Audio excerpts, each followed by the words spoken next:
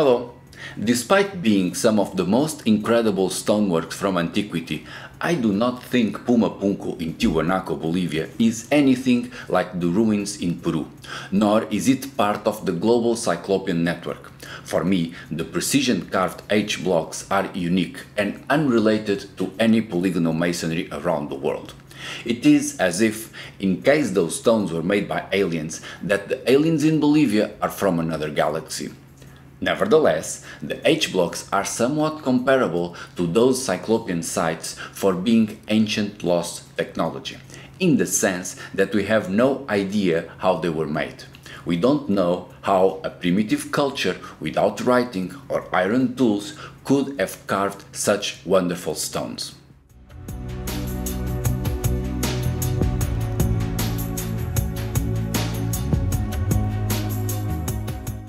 It is precisely for those two previous reasons, being unique and lost technology, that Pumapunku can provide insights on what was going on back then, not only in the Bolivian Altiplano, but also in other mysterious ancient sites, such as Cusco in Peru.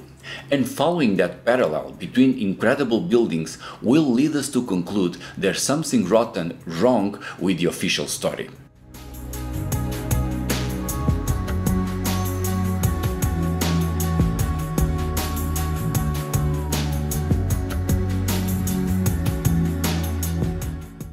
Here's how. The official academic answer to the technological issue regarding how did the ancient people put up such marvelous buildings is always time. Lots of time, massive amounts of work and time were spent by the ancients to slowly achieve whatever grand building they left us. Don't have any idea on how the stones were bent. If you don't know how they polished granite into perfection, you can't see how they melt stone, never mind. All it took those savages was time to patiently rub the stones. If they had enough time, they could have done anything.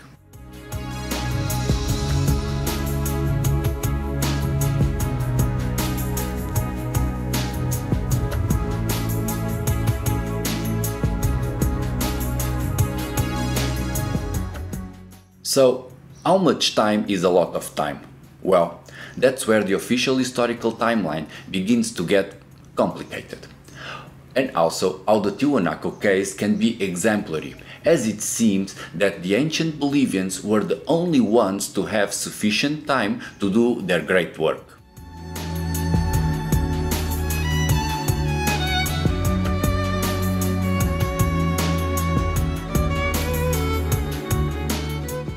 Pumapunku is just one building, not even a large one, that is said to have been built in the 8th or 9th centuries AD, in a city that was the capital of an empire, for about 1,000 years. If we are looking for lots of time, Tiwanaku had as much, enough to binge watch all of the Netflix catalog 250 times over, or, as they did not have television, to slowly polish the H-blocks.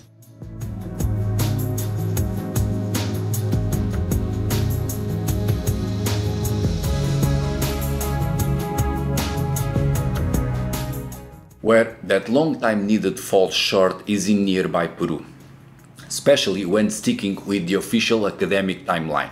Repeating, if a lot of time is all it takes to make the incredible polygonal walls, then the Inca simply did not seem to have enough of that precious time to complete all the amazing works in Peru.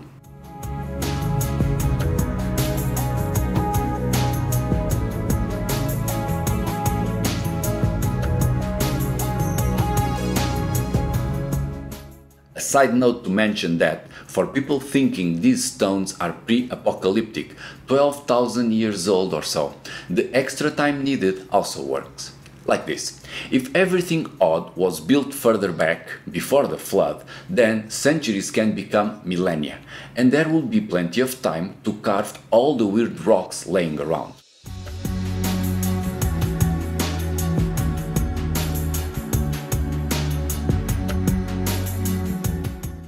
Moving on with the comparison, the Tiwanaku Empire was, in area, as big as the Kingdom of Cusco. Tiwanaku remained an empire for a millennium, and all they managed was to build 2 or 3 really remarkable buildings in their capital alone, nowhere else, with a total of 100 finely carved stones, like the H blocks, nothing more.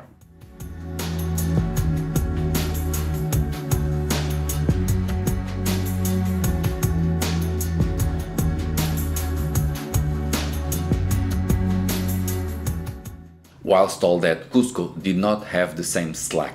The whole duration of the Cusco kingdom plus the Inca Empire is 300 years. And to further complicate the task, around Cusco there are like 1,000,000 finely shaped stones.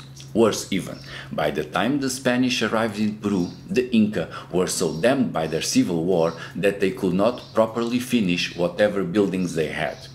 Well, let's take all this in slower.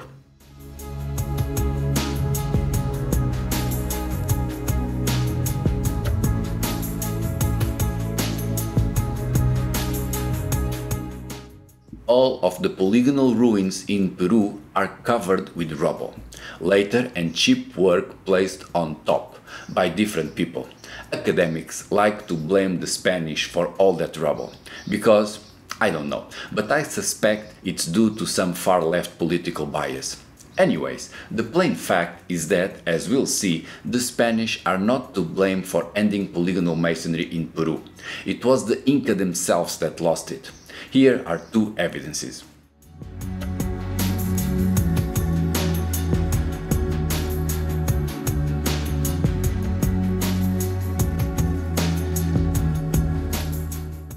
One.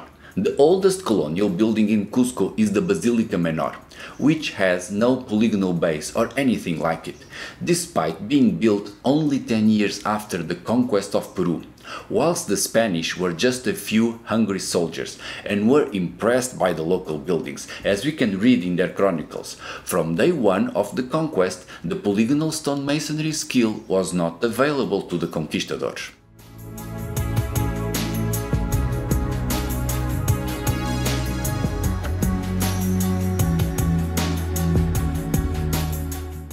And second, there's Machu Picchu, which was abandoned before the Spanish arrived and is packed with rubble on top of finer constructions. Not in just one house, but in so many walls it shouldn't be overlooked.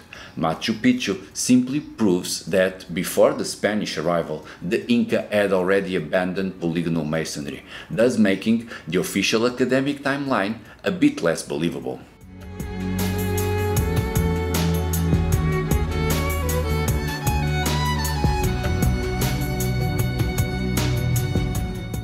Comparing the two, Tiwanaku had 1,000 years, when Cusco only lasted 300.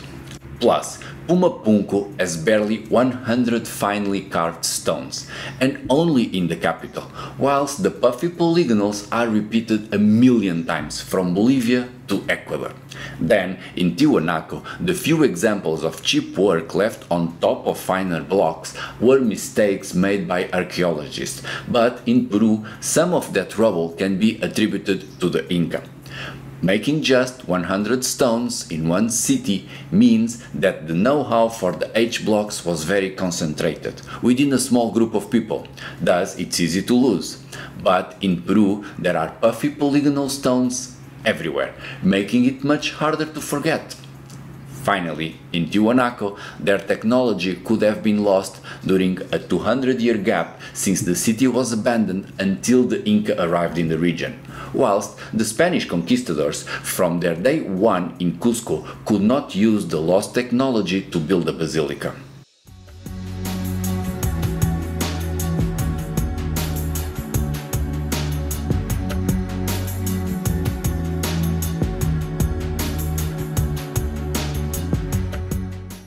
If the solution to build super fancy stonework like what we can find in Peru or Bolivia, it's plenty of time polishing stones one by one until oblivion, then the Inca just did not have enough of it, especially when compared to Tiwanaku. Then what is the alternative to this dilemma? More lost technology, probably.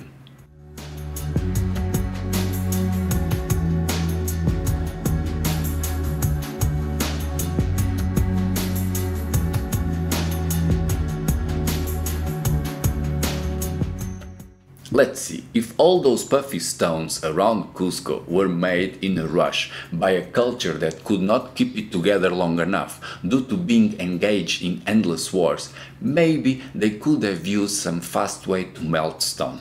Here comes the geopolymer, the ability to create look-alike rock out of cement that is poured into a shape.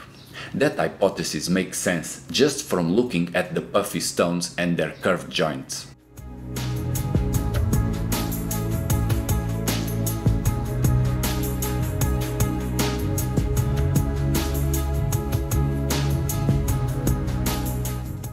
However, the geopolymer hypothesis does not make as much sense when considering the cheap work done in Machu Picchu. If the Inca could soften stone and build those fancy walls cheaply and in a rush, why were they unable to finish the buildings in Machu Picchu?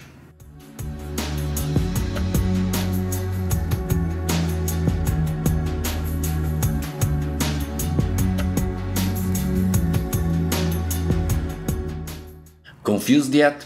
You'd better be. Only academics can be confidently wrong about the Inca timeline. Normal people see that with all things summed, nothing adds up. It is not just illogical to blame the Spanish for the demise of polygonal masonry whilst ignoring all the rubble in Machu Picchu, like it's naive to claim that millions of rocks were slowly polished into perfection, bang in the middle of devastating civil wars. However, these contradictions are ignored by scholars. At the same time, they shame any attempt to make sense of the existing evidence with alternative theories.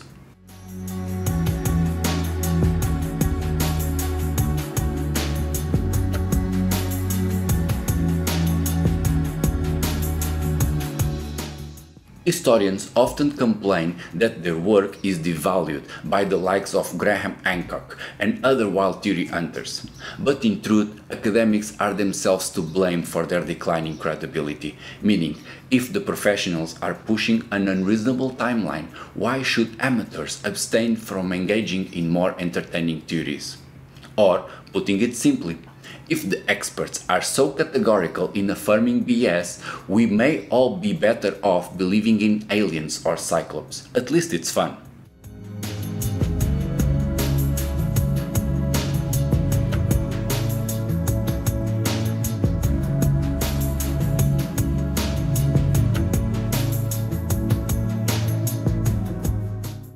Well, that's all for this set over here. Next, I'll be moving home and won't be publishing anytime soon. These videos are like H-blocks to me, they take forever to polish. So, in the meantime, please keep an eye on the channel. See you around!